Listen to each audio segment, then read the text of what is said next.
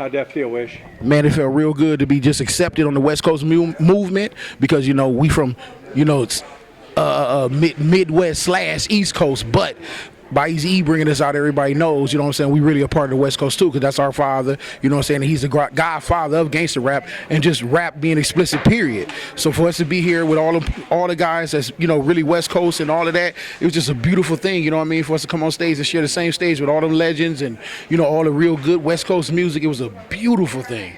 We never expected that. They just adopted you into that family tree, man, with Dre and NWA and DOC and all that you grew up with, man. What does that feel like to be able to pay tribute to Eric Wright and show him what that means to you? Well, to me personally, if me as Bone Thugs-n-Harmony didn't pay respect to him, you a bullshit ass nigga. Period. Anybody that's saying anything explicit on their records, anything like that, and you don't recognize Eazy-E as the godfather of starting the bullshit, you know what I'm saying? In a sense, you're not a real hip hopper. Period. What's your first memory of him?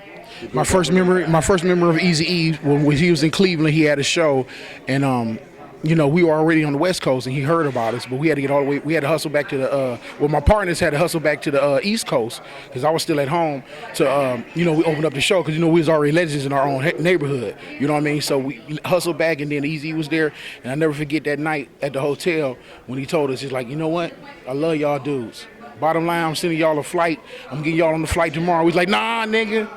We want to take the bus again. That way, in our mind, we can get our music together on the way down, do what we got to do and get there. So when we get there, we ready to work. And I think he appreciated that. That's beautiful. And to be coming 20 years later and some of the first music you made still stands up, still stands with the classics out there. What does that feel like to be able to have that kind of legacy? I mean, to me, it honestly feels like a lot of people do music and don't get appreciated for it.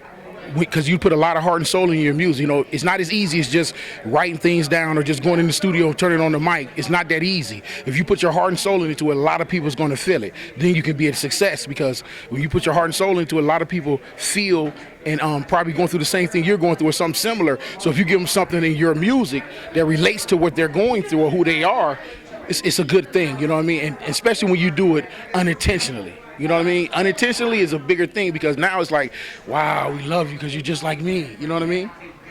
And what advice would you give that young artist coming up today? What do they need to really concentrate on to have a chance? Honestly, I would give advice to the younger guys coming up to be, well, first of all, I want to say this. We came in the game very early.